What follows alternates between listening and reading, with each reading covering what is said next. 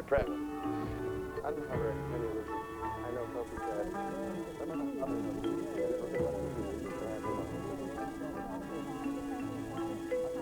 Hey kids, Gilly here.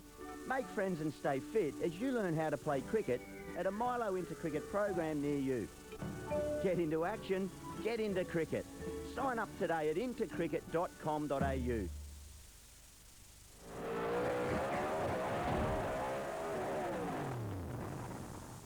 Time now to go superkart racing, and let's take a look at your grid. Starting out of pole position, it's Warren McIlvaine.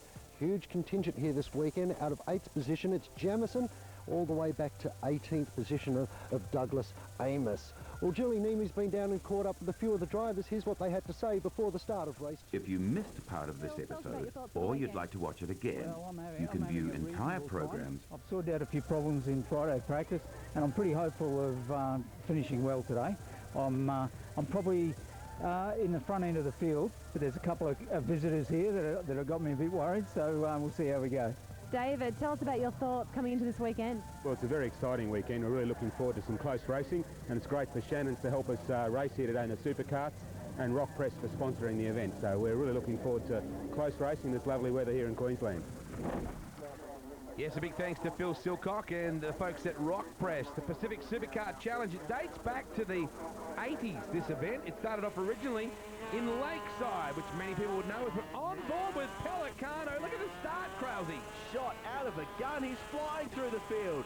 John Pelicano from 16th on the grid. He must have passed 8 karts already as they go to turn 1.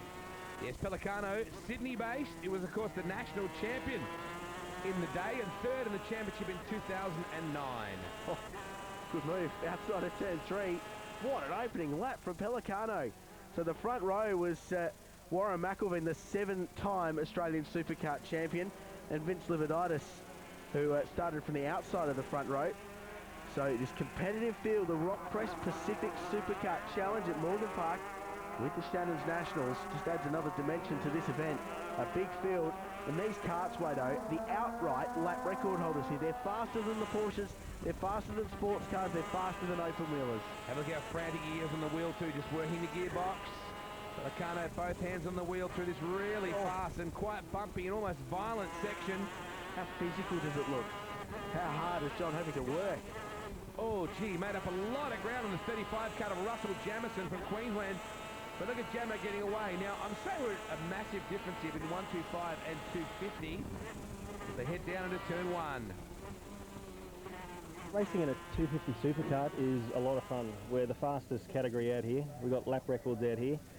And when your backside's an inch off the ground, yeah, it's a lot of fun. This is a track suited for supercars. It's got a lot of tight corners, short straights where you can get up to speed quickly, and that's where supercars really excel. They got fast acceleration, they got great braking, they got great corner speed. So Morgan Park is really suited for supercars. We're just hitting 200 kilometres an hour down the back straight, so yeah, quite quick. You think about it afterwards and you say, yeah, it is scary. It's scary for my fiance, but we're having too much fun out there to worry about that. Yeah, it's funny how the fun factor seems to override the danger factor. These cars are so violent. They're really bouncing around this course, aren't they? I think the point they made about being an inch off the ground at these kind of speeds is just remarkable, isn't it? There's the 61 kart. Steve Murray is an ex-Kiwi, so he's made the right decision and come across the ditch to join us here in Australia, racing in the superkarts here in Queensland. There is Phil Silcock, the Rock Press man that basically provided this championship event to television. Good of Phil to really get behind the category. And of course, this circuit very well known for its superkart racing. This is a bit of a Queensland spiritual home for the category. The 7 kart looking up the inside of turn 3. Barry Kanowski. The 125 as we go back on board with Pelicano. Let's have a listen and a look and a ride around Morgan Park in a superkart.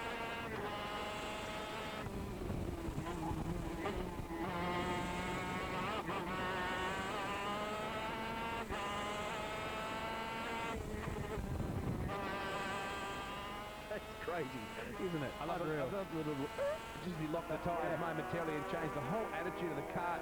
17 kart just came through there. Phil Webb from Queensland from the rear of grid position, starting to make his way through a little bit as well. As we see the 32 kart weaving through the S's as well. You just have to be so attentive on the wheel. Dreen Jamison, one of the many Queenslanders here, man. Not hard to get him out of shape, is it? Gee, they give you a workout. It's unreal to watch, and great to see some good onboard pictures as well. There's Webb, one of the elder statesmen of the category, but has a great time and very competitive as well. Cameron Hoswell in kart 250, you can see it painted onto the radiator, having a good run, involved in a big dice, and holding off a pack of 2 karts, including the 32 of Dream Jamison, the 125cc entry. Yes, the Jamisons, there's plenty of them in this field. Russell Jamison in the 35, sponsored by Coach Design, is the 2006 Aussie 125cc champ, and currently 4th in the Queensland Superkart Championship, nephew of Dream and cousin of Lindsay, so they're everywhere, the Jamos. Pass done too from kart 32, so Dream moves up 1 position. Oh, Jamison's moving forward. They'd really give you neck a workout too, wouldn't they? Because they're so direct in their cornering. And my neck struggles when I walk, so I can only imagine what it would be like to drive one of these around this little racetrack too. And so many corners, and you never get a break around Morgan Park. There's just no time to take a breath, take stock of where you are. You're always working hard. As Steve Murray in the 250 Inter continues. Well, look at this battle down the main straightaway now. Because we are dealing in different engine capacities, some guys make up an enormous ground on the straights or get away. Some guys are all over you in the corners. This is a good little battle with only a lap to go. Of course, superkarting, wow, dropped the wheel off on the inside on the turn-in. How about that? Here's McElveen. It's a Mac attack as usual. This guy, we've been watching him. He's dominant at places like Phillip Island, and he's certainly stout here as well, Krause.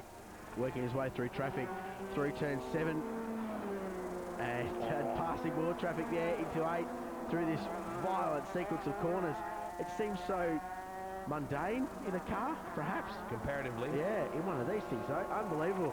Anyway, through the final corner, about to take the checkered flag, and a win in the Pacific Rock Press Superkart Championship, and a big win for Warren McElveen. And this boy's resume just keeps getting bigger and bigger. You can pick up a cart for about $5 grand too. McElveen, the winner from Libiditis, Laker, Murray, Jamison, one of many, Pelicano, Jamison, there's another one, and Cameron Hoswell. Vince, talk us through your race. It looks spectacular out there. Yeah, we're going as hard as we can. This is our home track coming from Queensland, and we've got a good setup. But Warren McElveen is 7 times Australian champion. He's world-class championship winning guy. So I'm trying to keep up with him. It's very hard, but I'm sticking it to him. Wazza, talk us through your race. A great victory there on a tough circuit too. Yeah, it certainly was a good race. Had a good start and got a bit of a gap, so I just sort of slowed down a little bit to keep the gap to the guys behind me. I had a little bit of a brake problem towards the end there, but I'll work through that. Believe it or not, these supercars can be faster than most cars out on the track. They use Grand Prix motorbike engines with a focus on aerodynamics, which means similar speeds to the bike. There are 3 classes. First up, the 125cc non-gearbox stock class. Then it's the 125cc with modified engines and a 6-speed sequential gearbox. Then it's the 250cc twin-cylinder, churning out 90 horsepower, almost double that of their smaller rivals. Time now to go superkart racing, this time for race 3, and it's McElveen that will start out of pole position. And once again, another huge field here. Cameron Walsall will start out of position 8, and 16th spot goes to Jeremy Selton. And Douglas Amos will start out of position 18. Well, Julie Neely's been down in the pits and caught up with a few of the drivers as they got ready for race 3. Douglas, it's been a busy weekend for you with an engine replacement. Yeah, we had a piston nip in practice 1, and we didn't actually have a piston to replace it with. But luckily one of the guys down at 125, he gave us a piston and a whole new engine to replace it with. So it's great. It means I can keep racing for the rest of the weekend. Jeremy, it looks like you're working out a few little problems before race 3. Yeah, we haven't had the best weekend so far, but we've tried to go through the the program and see what we can do to improve the engine. But down on power, and hopefully with this new mod, we should be able to get there. Hopefully, fingers are crossed. Well, it's a long way at the back, that's for sure. The Rock Press Pacific Superkart Challenge here from Morgan Park Raceway. Watch for that number 93 of Jeremy Shelton. We go on board with Jason Laker. The 1-800 bumper Stockman karts on board, looking over his shoulder down to turn 1. See, working the gear shift there, sequential shifter, much like a motorbike would have. Down to turn 1, big field. McElveen leads as his par for the course this weekend. Libiditis in second, and they've been a class of their own this weekend. Someone didn't get off the line too, Krause. I saw someone sort of idling towards the infield, so that's bad luck indeed. See, there's no point here where this is not exciting. Look at this 3 and 4 wide down to this sweeping right-hander. And we're back on board with Laker. Oh, jeez. He got past there down into turn 6. The New South Welshman. Steve Murray, I think it was, that just shot up the inside. Wow, running right to the edge of the racetrack here. He was 11th in the 09 Australian Superkart Championship and 8th at Eastern Creek earlier this year, so he's got some solid top 10 runs on the board, sliding it through this final sequence of corners through the flip-flop and into turn 12. Great battle breaking out right here, the 32 kart right in the middle of things. Oh, I know, it's like that every corner, isn't it? Dreen Jamison. Wild is in there as well as he was in race 2. What a great name, Brian Wild. Oh, sideways. As you do, got the elbows up too. Well, Steve Murray's an impressive cat. We met him earlier. Lived in Australia for 5 years now, and it's a nice environment, nice friendly people, and it's pretty competitive racing. It's very good to see that the Shannon's National Round has come to Morgan Park to support the local economy and the local club drivers. It's a nice driver's track. I mean, as much as you have horsepower, you also need to know how to drive around the track. I think Steve's dancing on the inside, Richard. I think he is. He's not outwardly exciting, but he certainly does the job in the kart. So, yes, good to have the many different personalities that make up superkart racing. These guys really do love to run the ragged edge, don't they? Don't they what? Oh! Speaking of ragged edge, 17 is gone. Phil Webb. Yeah, hand up now to indicate that he's stalled, but he's okay. Just snapped loose, didn't it? Yeah, and you can really see from that shot, and indeed this one, as we go back on board with Jason Laker, how thick the leathers are and how much they affect the driver's movement and absolute protection. When you're going this fast, you're not strapped in, bear in mind, sitting so close to the ground as 35 goes past. These two are involved in a really good dice. Russell Jamison and Jason Laker try not to break the kart loose. So quick through the box. Here's the replay now where... well, just got a bit ragged coming off the corner. Just got a lot ragged, actually, did Laker. You can see the shake of the head as well, actually. What a great-looking kart Jamison's is. Very nicely painted up, too. The coach design entry. Now, this is down at turn 6, and the 17 kart just locked the rears, didn't it? Lucky that that wasn't worse for the result, because that could have got really ugly. Meanwhile, Cameron Hoswell and the 250 kart, the superkart, really getting through there nicely. They're very aero, aren't they? Yeah. So, Oswell is a Queensland Rail employee, so he's used to working on slightly slower modes of transport. Under pressure from Brian Weil, who's been a feature today, very competitive. He's on a rail at the moment, but yeah. Use that. There's the rock press entry, Mr. Phil Silcock, who has gotten right behind this event. We're into the last lap, but it's a tremendous battle breaking up for second now. They really hook off that final corner, don't they? Such acceleration from these karts. There's Lividitis. So he's just dropped back from McElveen after going with him in the opening few laps. So hard to challenge a multiple 7-time champion in superkarting. Yes, Warren will be good one day, Krause. No doubt about it. Look at the speed they carry down into turn 1. That is massive, isn't it? Hoswell really on the gas in the 250. I just love watching them move around over the bumps, and they don't look so bad in a GT3 Cup car or a production car, do they? But in one of these things, unbelievable. Well, here's the man, Warren McElveen. He has been in a class of 1 this weekend. He's got all those titles for a reason. That reason is he's quite good at doing this. Another checkered flag, another first place, and Warren McElveen goes across the line. Takes out race 4 of the Rock Press Superkart title here at Morgan Park Raceway. Yeah, big thanks to Phil Silcock and all the team at Rock Press. So McElveen the winner over Lividitis, Jamison, Laker, Pelicano, Dreen Jamison, Cam Hoswell, and Brian Weil in 8th. Well, Phil, an interesting race that one. Talk us through what happened out there from your perspective. Well, it all went wrong at the start. Didn't make the best start, so then I had to work through traffic. That's pretty good fun in one of these things. We you know, you enjoy racing with your fellows out there, but towards the end I was pretty satisfied. I was turning some pretty good times, so 4th place I think I'm pretty happy with. And Phil, this is more than just racing fun for you. You've decided to get behind the category this weekend and sponsor it. Yeah, that's right. I've been involved in the sport for 20 years, and a few of us have got the opportunity to put something back. Fortunately, I've got a good business and a lot of good people in there, and they all agreed, and away we went. Time now to go Superkart racing. It's McIlvaine that will start out of pole position, and once again another huge field here. Cameron Walsall will start out of position 8, and 16th spot goes to Jeremy Selton. Well, Julie Neamy's been down in the pits and had a chat with the drivers as they got ready for the final race of the weekend. Got out of hospital a few weeks ago, and yeah, just since then just been working on the car. Basically, we ripped it down to a straight frame, put everything back on, minor touches, just to get everything straight. So yeah. Now, you have an interesting story behind your drive. It actually helps you with your condition. Is that right? Just tell us about that. Yeah, well, I suffer from cystic fibrosis, which is a terminal lung condition, and the vibrations in the car are good physio for it. So it helps me cough and, yeah, get the junk off my lungs, basically. Final race coming up for the weekend. What are your thoughts? Ooh, look, we've done a lot of work. We've had an average run till now. We're right up the front. I have a feeling that I'm tying for first place at the moment in the 125 class, so we've just put all new brake pads, new gearing, changed the tuning. We're hoping that next time we will be in front and we'll be right out there, but it's going well.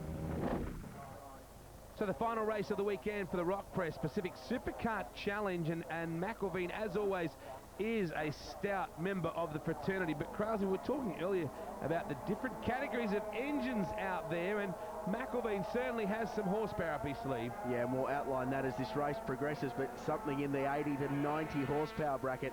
And that doesn't sound like a lot, but when you realise how much these things weigh, or how less these things weigh, you work out that the power to weight ratio is just astonishing. 68 kart just getting around there at the back there. Todd Gardner started out of position 14. There's classes out there and guys racing without gearboxes per se that are just running sort of wide open standard configuration. Still getting some pretty impressive speeds out of their karts. So the black number on a yellow number plate, you can see there with McIlvaine and Lividitis dicing for the lead. They're the 250 Superkarts. Then the white number on the red backing plate, they're the 125s, the great onboard vision we saw early on from John Pelicano, and that's the second group of karts. Might have half the capacity weight, but they are very, very quick indeed. Well, they're getting phenomenal speed out of the karts. We're right on board. Now, this is Pelicano. This is the guy that we were talking about earlier, running the 125. Is still very close in lap times to where McIlvaine is at. You can see how hard he has to work the wheel here. Back onto the main straightaway, working the gearbox. Some really unique engine configurations out there too. Yeah, well, look at this, up the inside. That's just pure horsepower there. Twin-cylinder 125cc kart. A couple of these karts, like that one from McIlvaine, take their engines out of basically Grand Prix spec motorcycle racing. So that's the kind of pedigree we're talking here in superkart racing. Jeez. Those bumps, we mentioned that, they look so subtle in a touring car. But Lividitis, they really do get some air. McIlvaine, your leader. Liver has been serving it right up to him. But on board with Laker, who just gets railed by Russell Jamison. To the work in the sequential gear shift. On the brakes into turn 6. Got to be careful to feed the power on there because you can oversteer, spin the outside tyres up. And then a short shoot to turn 7. The T-junction for obvious reasons, then this great sequence of corners. Interesting way this whole deal is decided by points as well. You actually get bonuses for leading a class within the race that has more karts in it. So you might be racing and dominating a class with not as many karts in it, but the guy that wins with the more karts in his class is going to get more bonus points. So it's an interesting way it's all worked out. It's not just purely about outright performance. It's 80cc two-stroke. Been racing just after my 16th birthday. Yeah, it's very different than normal roads. I had this before I was on my learner, so yeah, it was great fun. And Dad has a 125, and he reckons the chassis is totally different, and I'm moving into that in a few months' time. So yeah, I'm looking forward to that. Good grounding for Lindsay Jamison, though, to be at this point and be learning his trade to step up.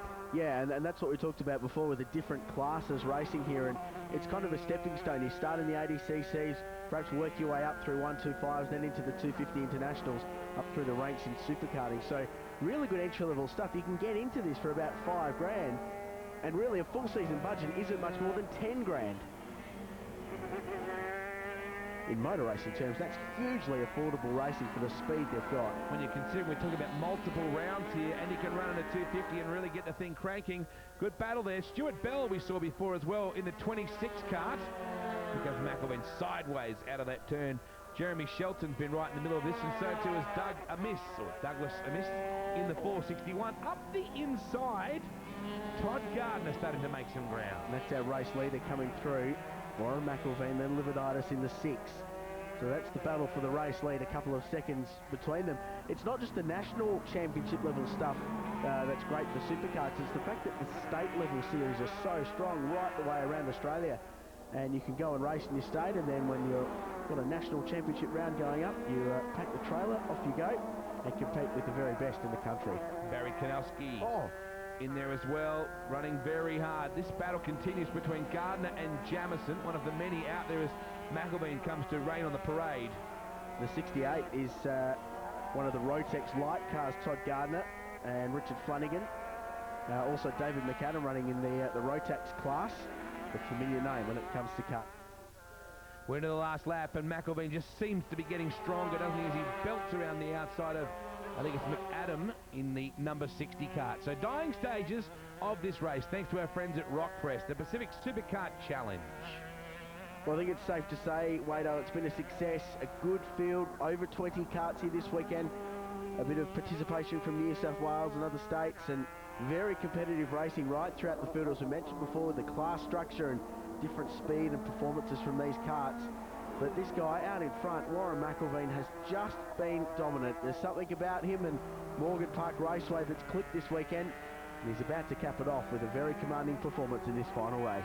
Silcock just running through there. We just got a brief shot of him, but here is the checkered flag at the ready for Warren McElveen, one of 4 New South Welshmen here taking on a horde of Queenslanders.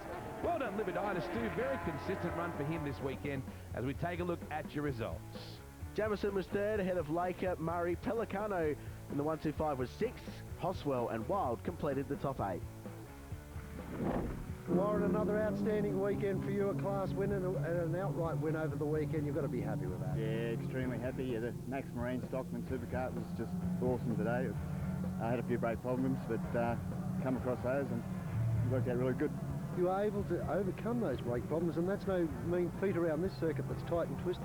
No, they ended up being all right on the track. It was just in the pits where I had to do a bit of work on them, but they ended up being all right on the track. So.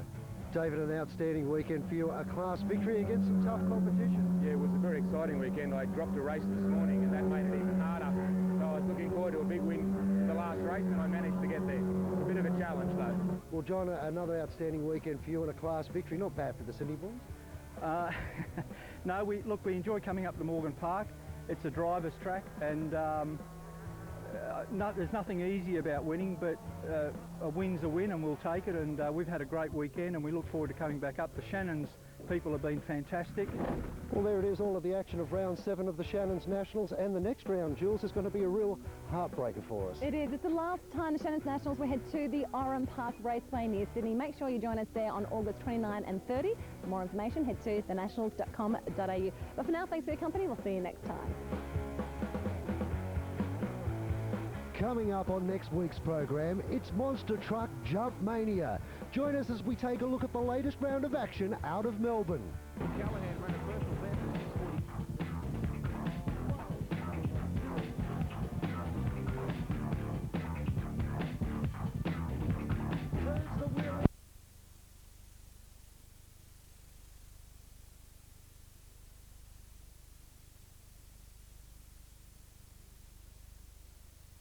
Closing in as Rod Salmon drops a couple of wheels off of the exit of 2. You can see the blind apex at turn 3, and then the road drops away down this short straight.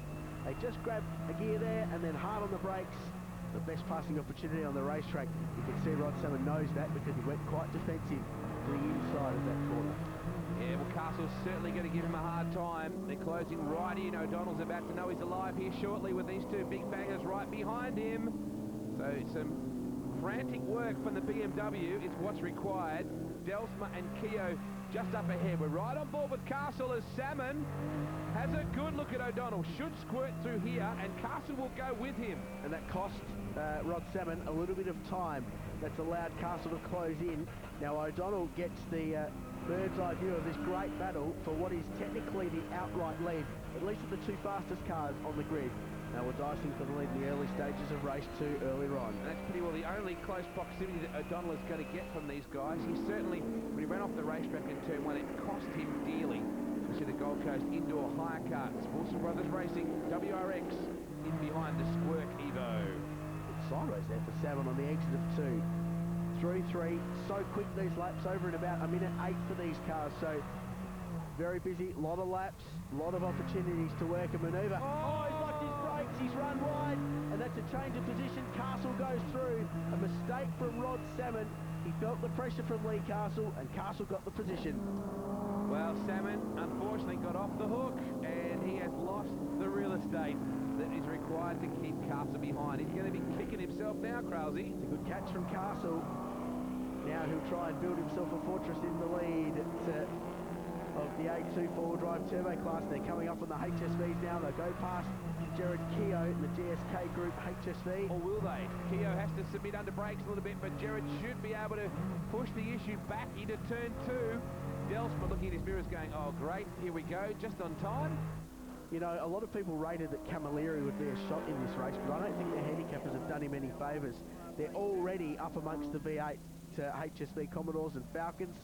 Tim Super indicating the wrong way there, but they're already up against them. The Mazda would have liked maybe a couple more seconds at the start to try and score an outright victory against the faster four-wheel drive turbos, but make no mistake, Camilleri will be driving that car very, very hard, knowing these guys are coming. He's got a bit of zoom in that car, so if he can just keep moving and keep the momentum up, maybe these guys will get held up a little bit by perhaps Sip. You know that a driver's busy when the indicators are on. Rod Salmon's had a busy day, hasn't he?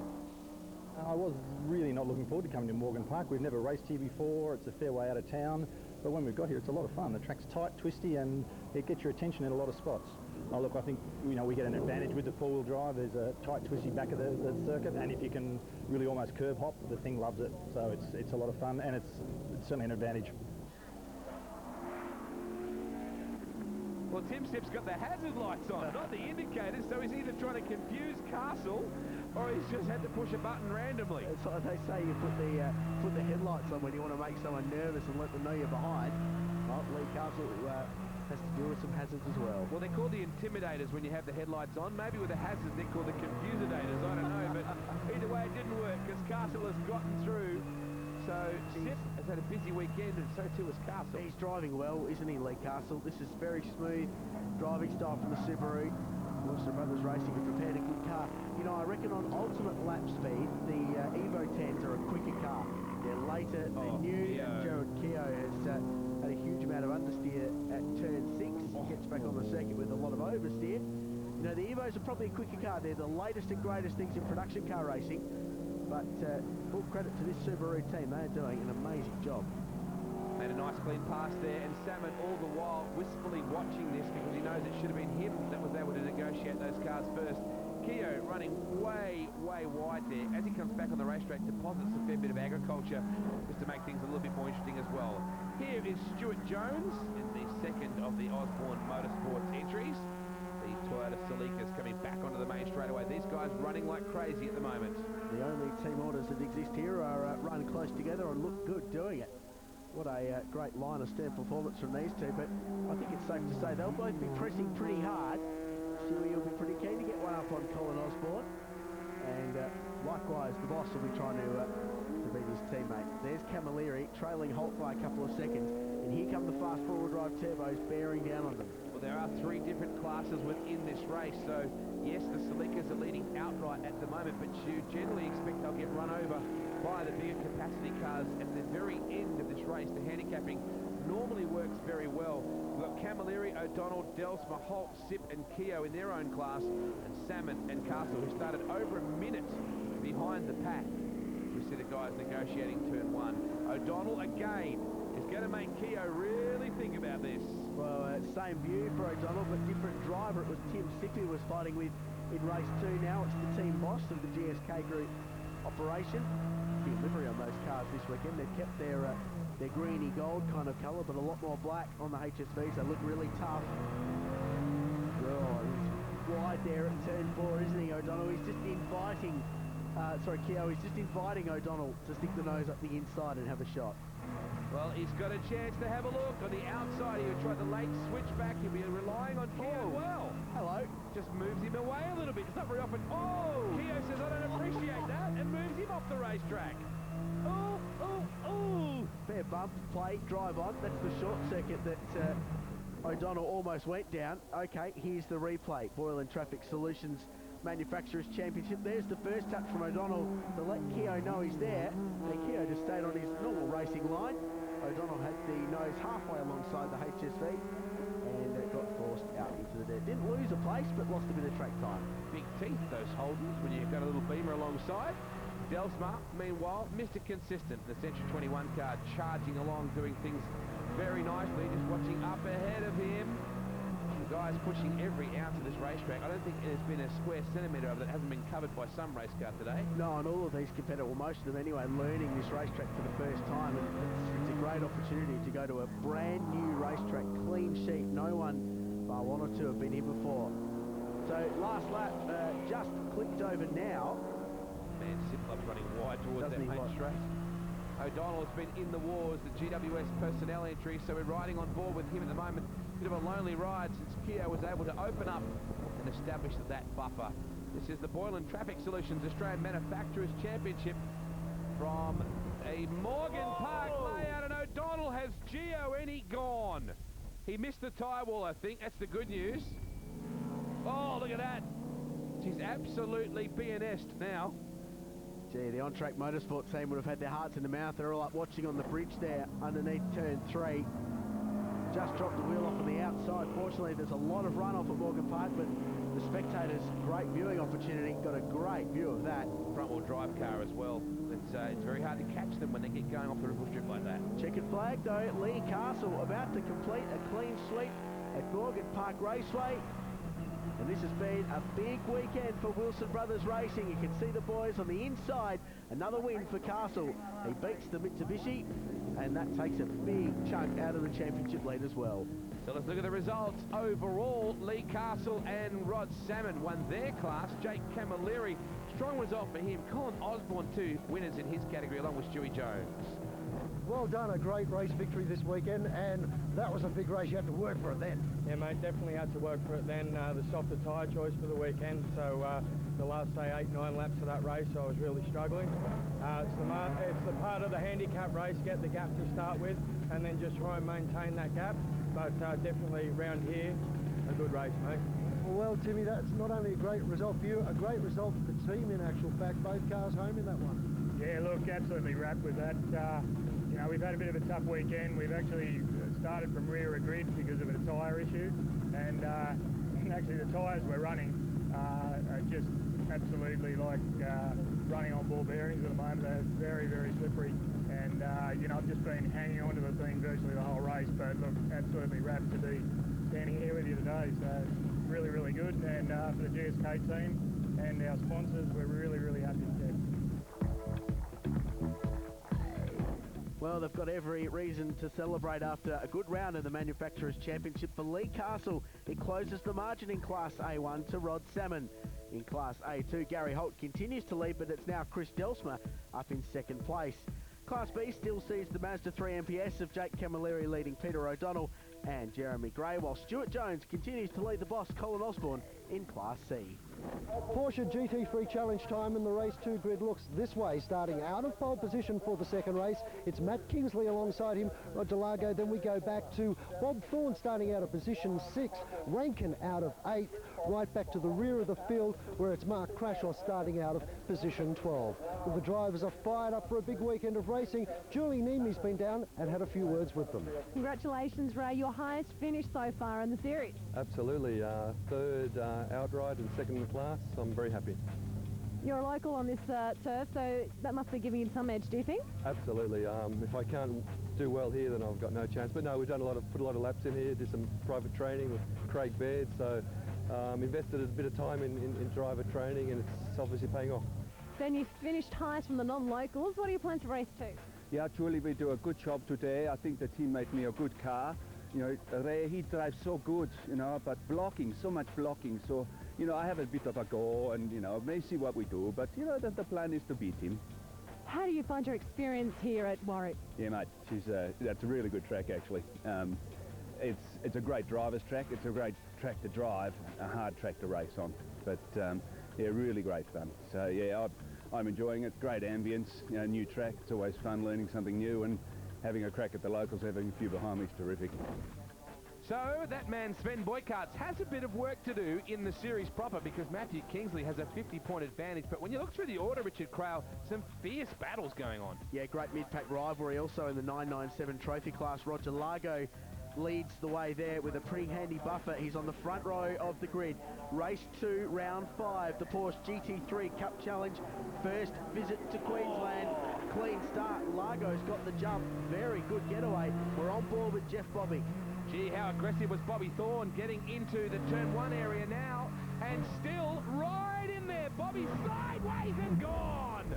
And very, very close for Bobick there to avoid the Bob Thorne car. The Rotar Group number 55 has gone round. Rest of the field takes evasive action and runs down to turn 4. This is the replay on board with Bobick. You can see the back end of the car just goes away. And quick thinking from the Victorian driver to go to the outside of the racetrack. Nearly had a thorn on his side. Aggressive under brakes right now. You can just see Kingsley closing in. What an historic moment for the Morgan Park Raceway to have a series of this stature racing around this circuit, as we see Terry Knight in the McDonald's McCafe entry. Two big black strips of Porsche rubber, Michelin rubber, being laid down behind the McDonald's car in the exit of turn 6. This is the run through 7, the T-junction they call it, into 8, which is a right-hander, quite a quick corner, then to a great sequence of turns through here, the S's. The cars move around a lot, quite a bumpy sequence of corners, and back out onto the start-finish straight. This is like short-track racing, Porsche-style Morgan Park Raceway. Coming from Eastern Creek, the scene of the last round, it's like going from a super speedway to a half-mile oval, but it's close, and so's the battle for the lead between Matt Kingsley and Roger Largo. Back on board with Bobick, the creative colour display on board now. Very fast through here, then hard on the brakes. This is where the Porsches really excel. Their performance handling is what really gives you the goosebumps. Bobick a little bit sideways off the turn just then. Kingsley can't do anything with Largo. A good performance so far in the Falcon entry. Yeah, Roger's put new tyres on the Falcon Property Group car for this race, so he's got some good pace from the Michelins. Kingsley up behind. Matt drove away with race 1 on Saturday afternoon, but this is a much more contested battle for the lead of the race. We saw behind them a good dice as Matt moves around for third place between Sven Boykarts and Ray Angus. Ray finished third, and there's a car off on the outside there too. We saw it from the onboard on Jan Ginadas's car. We saw the Dustin and Tezza, what have you done, son? The home track advantage is a reigning Queensland production sports car champion. Not showing that form today, this weekend. It's been a tough one for him. Back on board with Ginadasa. They make their way over the crest. Isn't that unique to the flyover that you can stand over the top and watch them really sizzle underneath? It's a good corner too, turn 3, blind apex with the concrete wall. Down the hill into turn 4. That's where they get 4th gear. They only get 4th gear twice on this lap, just very briefly. This is turn 6. It's called Siberia, the northernmost racetrack, corner on the racetrack. Then out, this is the T-junction, the short circuit comes into the right of screen there. And always busy. No time for these drivers to have a rest at this track. They're always working. A couple of drivers felt pretty tired after practice on Friday. Kingsley certainly has made a successful transition from V8 Ute racing to this magnificent series. We're on board with Bobick. Should remind you too, folks, this whole competition is about getting like-minded people who own Porsches to get out and race them. And as a result, it attracts such a broad cross-section of people, professions, personalities and Porsches. That's turn 3. Great view from Bobick, the onboard camera on the roof of the creative colour car. This battle for the lead is building up. We'll find out how it turns out when we come back.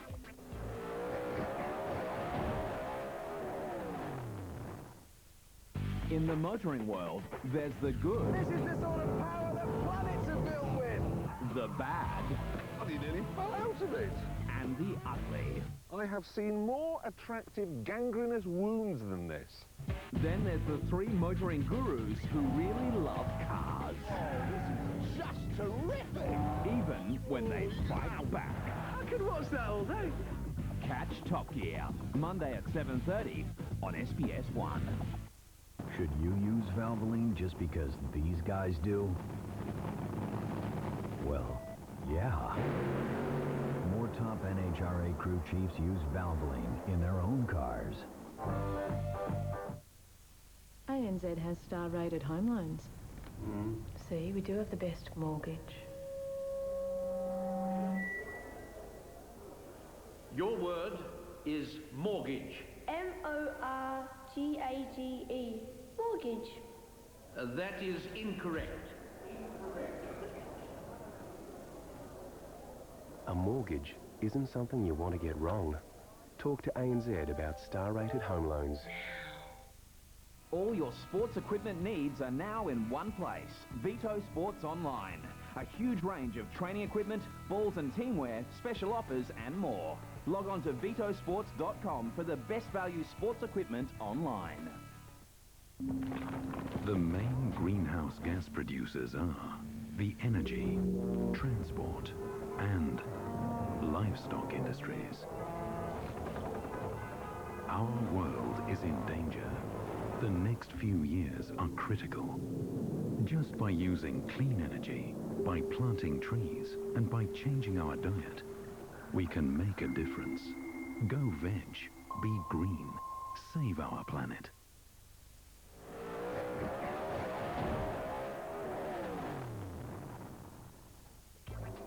Welcome back. Race 2, the Porsche GT3 Cup Challenge continues from Morgan Park Raceway, just outside the little town of Warwick in central Queensland. Great place to go racing, very scenic racetrack. A very scenic battle for the lead going on between Roger Largo in the 997 and Matt Kingsley, our outright leader in the 996 Action Tyres and More Porsche. I don't know how much he's actually had time to notice, Roger Largo, that Matt Kingsley is all over the racetrack trying to keep up with him or manufacture a pass. So that's a confidence boost for Largo. I'm just not sure that he's aware of it. Well, I'm sure he'll be keeping one eye in the mirror. Here's Bobbick, turn 1. Then on the brakes for turn 2, another right-hander. And this is a really good little battle pack developing. Brad Rankin, who's done plenty of miles around this place, being followed by Shane Smollen, the McGrath-Lingfield car. Probably the standout, I think, at Eastern Creekway a few weeks ago. Managed to find himself on the podium at the end of a very competitive weekend on his debut in the GT3 Cup Challenge. And dare I say it, one of the meanest looking colour schemes in the series. We look at the 81 car running through there as well. Just simple lines, but always looks sharp. Phil Holzberger, the Racers Group Asset Val Le Mans class winner from 2002. Terry Knight is on the comeback trail. Good move up the inside of Paul Bolonowski, who has been struggling just a little bit this weekend. But he's shown good pace throughout the year. We're on board with Jan Ginadasa. Let's go for a ride around Morgan Park.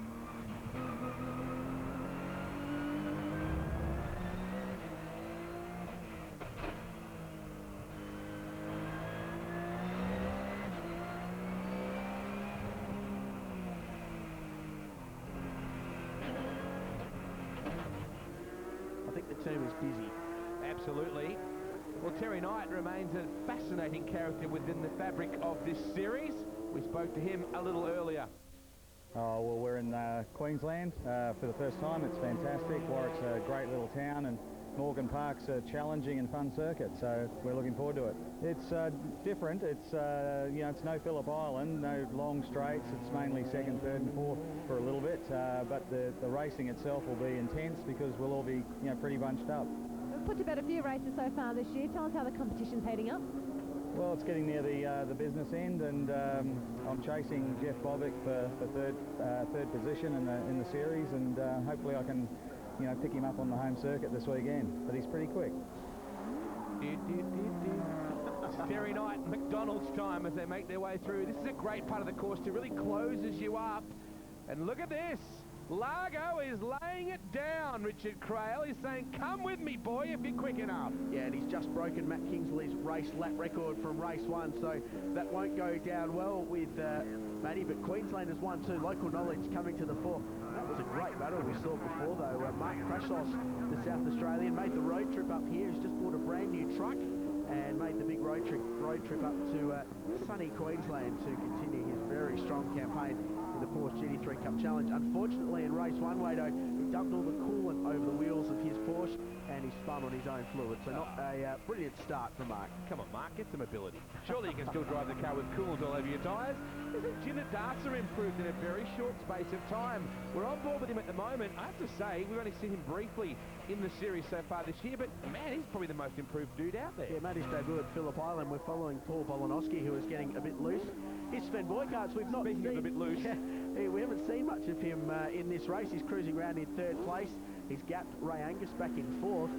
and a pretty consistent run for him, but not what he needs. He needs to be in front of that red and black Porsche that's currently running in second, because that's where the battle is for the outright lead in the GT3 Cup Challenge. And let's face it, that is not likely to happen unless, well, Sven can apply for an injunction, because right at the moment, Kingsley has got far too much real estate up his sleeve. As we look at Largo once again, sweeping through, and again, Kingsley running the ragged edge, but that's the way Matt races. He's not a kind of guy that will play the percentages. He'll go out there and he'll just let that thing eat. Well, Roger Largo looking for his first career outright victory, and to build his lead in the 997 trophy class, he takes the flag first here at Morgan Park. The battle's still raging in the pack. Shane Smollen up the inside of Brad Rankin, the MDev car, and gets the job done. Who says you can't pass at Morgan Park? He was aggressive. Smollen wanted that really badly, didn't he? And I think that was evident. Rankin knew. He's going to try and have a go at him late in the lap here, but Smollen, no! It gets worse for the South Australian. He's gone round at a very fast part of the circuit. Terry Knight was right behind him. He's come back through the field well. Holzberger, the 81 car will come through. Cool looking car, the Holzberger car. Looks so sleek. Let's look at the replay here right now. Krashos steps the tail out and it snaps around, and good driving then too from Holzberger. Not to get nailed then. Here's your results for race 2. Largo, good job in the 997. Kingsley, Boycards, Angus, Bobick, Smollen, Brad Rankin and Phil Holzberger holds on for 8th. Well, Roger, well done. A very deserved victory and a tough race out there. Thanks very much. Got a good start off the line, and so did Matt, and raced pretty hard all the way. I think there's quite a few chances Matt had to overtake me. The footage might show that, but he was pretty gentlemanlike and stayed behind me, and then I was able to pull away. I think I put a pretty quick lap in a few times, and I'm happy with the win. Well, I've got to say, I was watching you out there on the circuit, and you gave that car absolute hell. Yeah, well, I made a silly error over the back of the track, just too much pressure. You know, the guys, the talent's just gone ahead in leaps and bounds, except for Sven. He just seems to be getting a bit slower. And but you know, what can I say? I've probably put a little bit too much pressure on myself this weekend, and I'm just going to enjoy the third race. The gorgeous Porsche GT3 is powered by the 3.6-litre flat six-boxer engine that sits here in the rear of the car. The small, compact six-cylinder power plant gives out 390 horsepower in the 996 and 400 in the later model 997. It's a small, lightweight design and low centre of gravity that gives the Porsches that fantastic cornering speed. Time now to go Porsche GT3 Challenge Racing, and starting out of pole position, it's Roger Largo. Alongside him, Matt Kingsley, all the way back to Philip Holzberger in 8th spot, and 13 cars taking part in this weekend's action here at Morgan Park. Well, Johnny Nemey's been down in the pits and caught up with a few of the drivers. Here's what they had to say. Jeff, final race of the weekend. Are you comfortable out there yet? Oh yeah, getting comfortable now. It was a bit hairy race too, with Bob Thorne spinning in front of me at turn 2. But managed to avoid him, and from there on it's a little bit processional, but it's always hard. This track's so tough to drive and not make a mistake and spin, and a lot of boys do, and I've been lucky, I guess I haven't this weekend. One more to go, Paul. What are your thoughts for race 3? Get through it, don't damage the car, and go to a decent racetrack. It's tough out there, isn't it?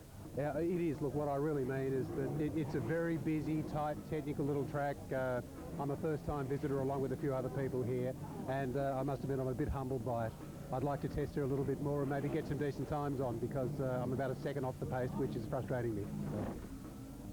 So set for race 3, Richard Quayle. This is going to be a beauty as well. The Porsche GT3 Cup Challenge Australia Series. And Largo looking to lay it down again. Kingsley gets a better start this time. Sven needs to get up there early as we ride on board with Bobick down into turn 1. Tried to fire it up the inside of Ray Angus, who's having his career best weekend in the GT3 Cup. Good start from the Inca Racing car. Bobick close up to turn 3. Field cleanly through this time. Just very good to see. Shannon's Nationals here at Morgan Park Raceway for the first time. An historic event for this circuit. And certainly the Porsche GT3 Cup Challenge Australia Series loving this layout. They can really work the car's handling. Let's face it, it's not a high horsepower deal. It's about really getting physical, getting your elbows up and your spurs on. Absolutely. Some passing going on up there. A little bit further up in the pack, we're on board with Jan Ginadasa. Running behind Phil Holzberger, then there's Bolanowski and Rankin. The bright green car, cars dropping wheels off the side. The exit of T-junction, which is turn 7. And then through to this great complex of corners. Kingsley putting the pressure on now. The race lead with Roger Largo. Largo gets it all up, has to take to the pit road to take evasive action, and Kingsley goes to the lead. Well, let's have a look at that one again. Didn't appear to be contact, or was there? I don't know, really close. Is it fair bump play on, or is it red flag? I don't know. Either way, there will be some discussion, or whether Roger will just put his hand up and say, hey, I got the car out of shape. Certainly, Matt wasn't going to die wondering. He was going to be right up behind him, underneath the ducktail. So we now have a look at the guys working hard. Boycart's closing in on Largo.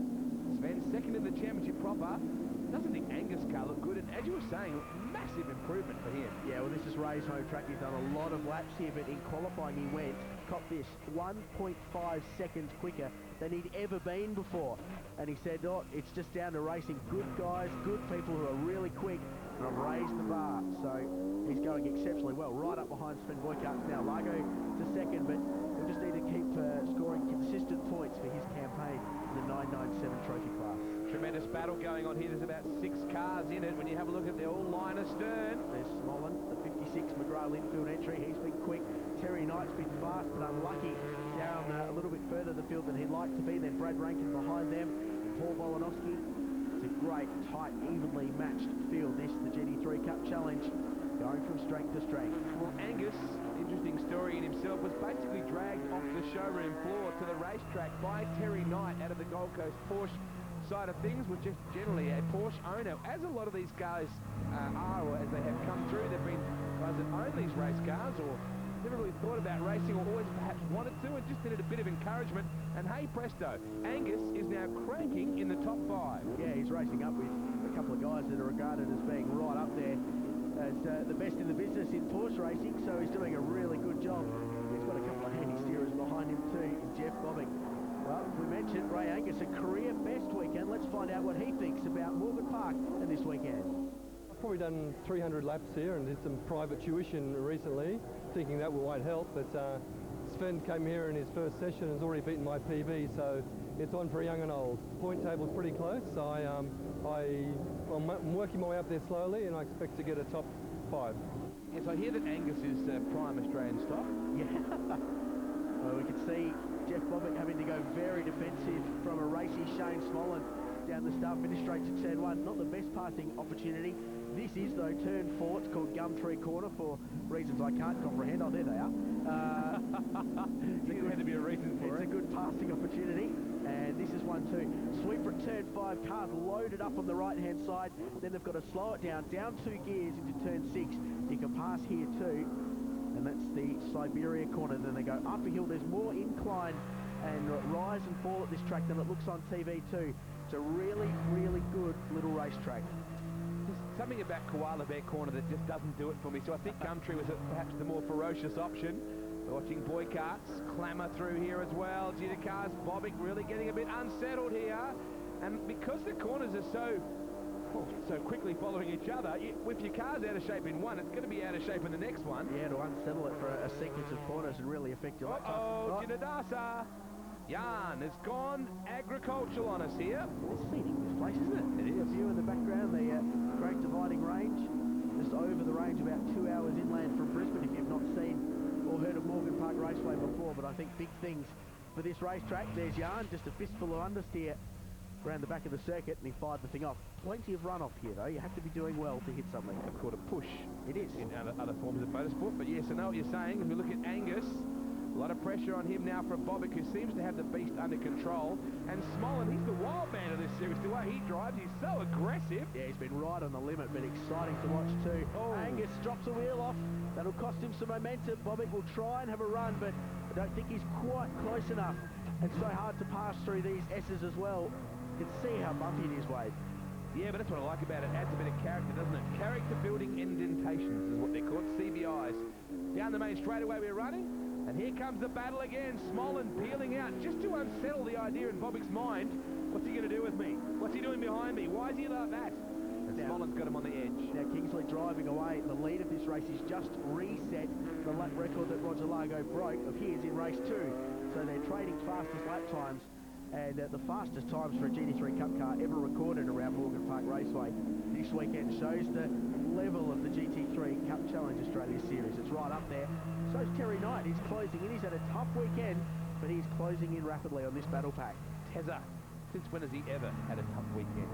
Well, has this weekend, hasn't Maybe racing-wise, but he's a pretty laid-back sort of a character. Oh, he is, but he had his eyes set on this guy, Jeff Bobick, fighting for third in the championship. So, it's a tough weekend. He's going to lose some points. He'll have to make it all work for him at Sandown.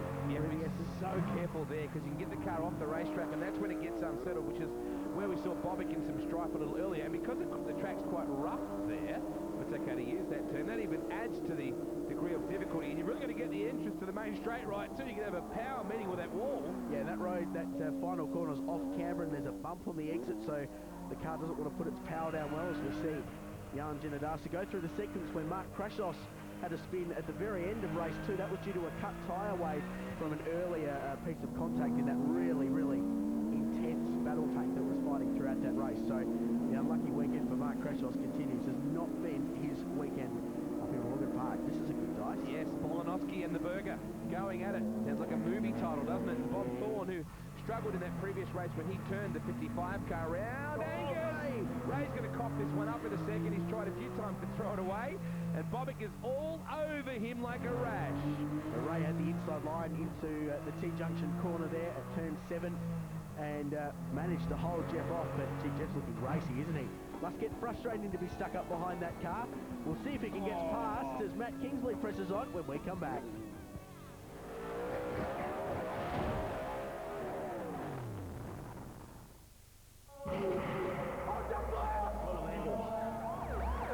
We find these bastards as soon as we can. Go back to where it all began, before this year's most anticipated new series.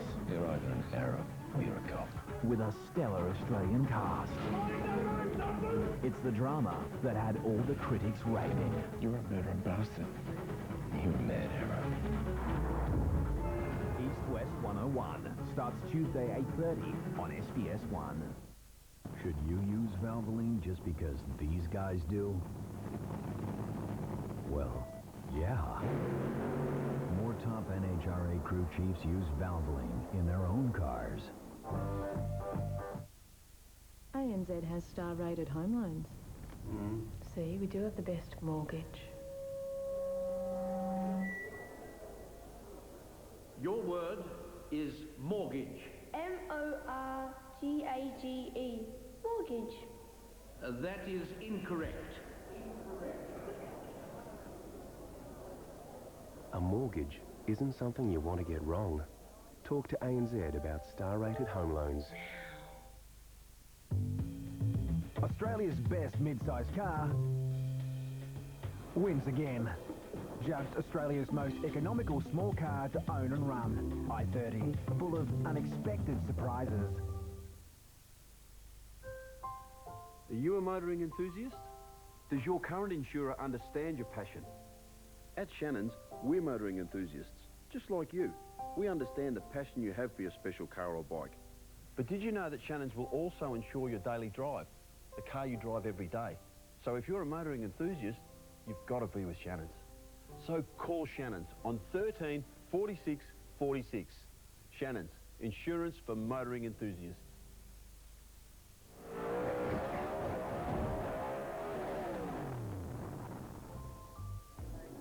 Welcome back to Morgan Park Raceway in Queensland, or Central Queensland if you prefer. We were watching the final race for the weekend of the Porsche GT3 Cup Challenge Australia Series. They're spread out a little bit in the top 3, but what a cracker of a battle here for 4th through to 7th. Shane Smollett, Mr. Racy this weekend, continues to apply the pressure to Jeff Bobick, who has in turn been in very good form here at Morgan Park. Well, I love the track really. It's first time here. The weather's great, obvious, but the track's a bit like a go-kart track really in our big cars. It's bumpy and you have to fight the wheel the whole time and be careful about putting power down, but you slide the car around. You have a lot of fun here really. Every time I go out there's more to be had, so yeah, it's a matter of time, but enjoying yesterday was great, and today yeah, learn a bit more and, you know, kick some Queensland butt, I think. So Jeff's a big fan of Morgan Park. He likes it. Likes getting his elbows out, does Mr. Bobick. He really enjoys racing here, and you know, hopefully this series will come back in the future with the Shannon's Nationals, and this will become a centrepiece for the GT3 Cup because they've got such strong Queensland